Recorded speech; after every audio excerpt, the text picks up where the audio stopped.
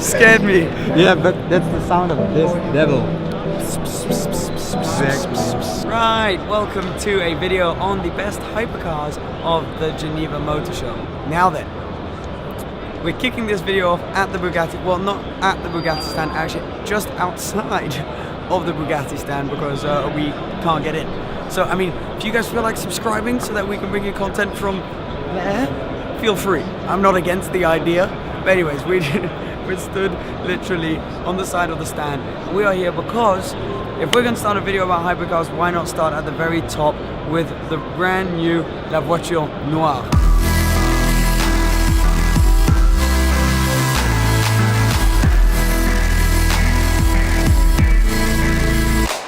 Which means the black car, which, you know, fairly self-explanatory which one that is. It is that car right there. But before we get to that, if we just spin this way, you're going to see a limited edition Bugatti Chiron with lots of French touches on that.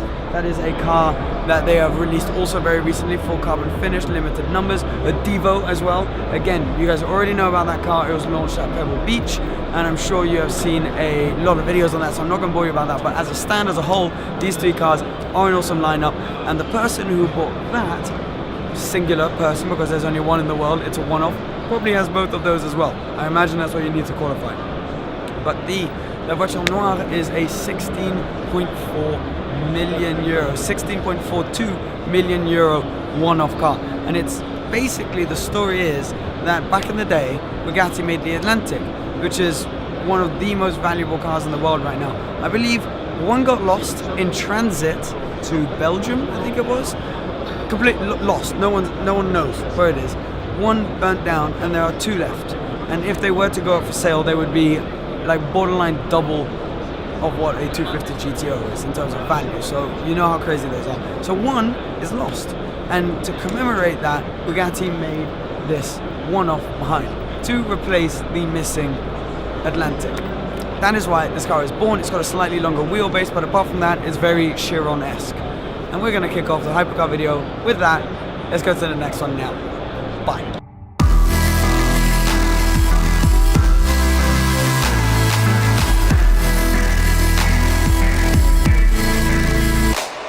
One car I didn't really expect to be so blown away by is this, the Pininfarina Battista. Pininfarina, legendary design house, have decided to make their own hypercar now. They're only going to make about 150 of these fully electric cars with 1,900 horsepower. So these are massive numbers, 2,300 Newton meters of torque, absolute animal.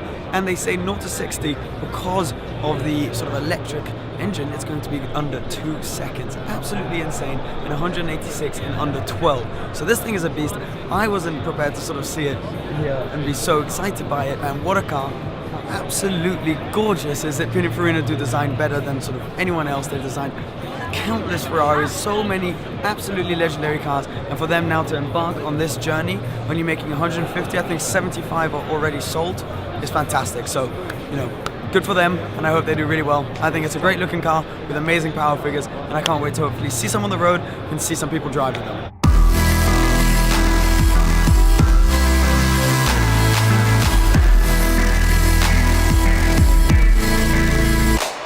Complete contrast from the Pininfarina Battista is this, the Zenvo behind me. You can see it written on the back.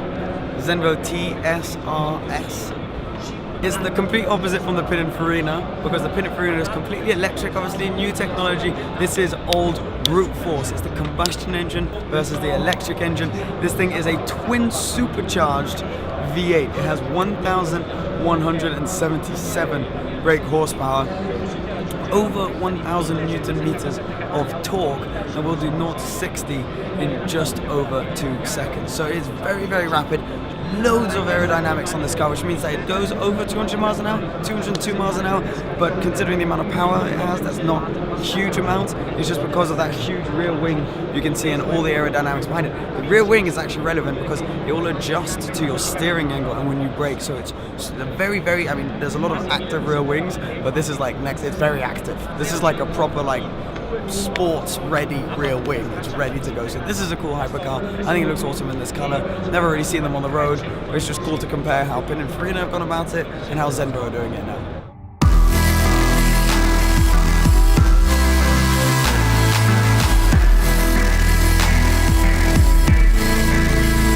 Right, a different approach to the hypercar lookout is what McLaren have done here with what's behind me, the Speedtail. Now, instead of going just for outright track performance speed, they decided to go for a bit of a long cruiser, really rare car with just a bunch of power as well. This is a hybrid, I guess we'd call it, one of these new generation of hybrid hypercars. So it has the usual twin turbocharged V8 that you see in like the 720S. It's a derived version of that, but it's coupled with an electric engine, which gives it a total of over 1100 brake horsepower. Now this is more inspired by the McLaren F1 than any of the past McLarens we have seen. Now the legendary McLaren F1 is a number that was made and there were about 106 units. Therefore, there will be about 106 units of this Speedtail being made behind me. All are extremely expensive. We're not really going to talk money in these because once you're at hypercar level, I think it's pretty irrelevant. Most of the people who buy one of these has most of the other cars we're putting in this video. Anyways, they don't really care about the price. But I find this interesting because it's such a different way of doing the hypercar sort of game. They haven't gone for track performance, they've gone more historical, kind of like what we saw with the Bugatti. They've taken their history and they've applied that to a platform kind of that they already had, but you know, of course it's completely different to any other McLaren that's currently on the road. Speedtail also comes into play because of how aerodynamic it is. It has a massive top speed. Now we haven't had anything confirmed yet, but this will be one of the quickest cars on the road for sure. And also you can tell it's got a very long tail as well, so that's where the name comes from. This is one of my favorite hypercars that we're seeing at the motor show today, and the one that I find to be the most classy.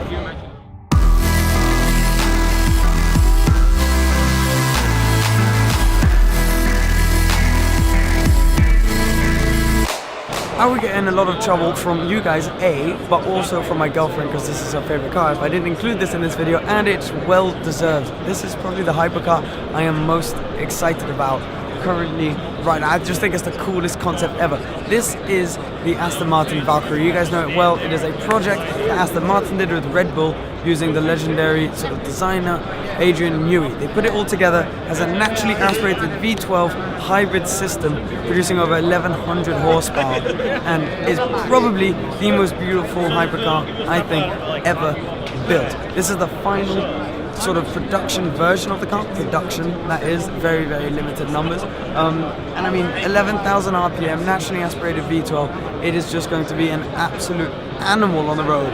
And cool to see that it's come to life. It's taken a while, we've seen sort of different versions of it, but now we've got the final one. People are speccing them and deliveries will start soon. Awesome.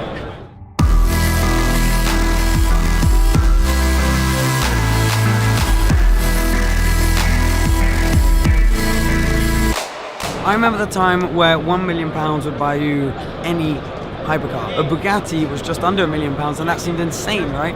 Whereas now, for the price of this behind me, you could buy all three of the hypercar trio. That's £3 million, and that seems completely normal in this hypercar video, which is mind-bending. But it's worth that money because what Koenigsegg have done here with their brand new Koenigsegg Yurko,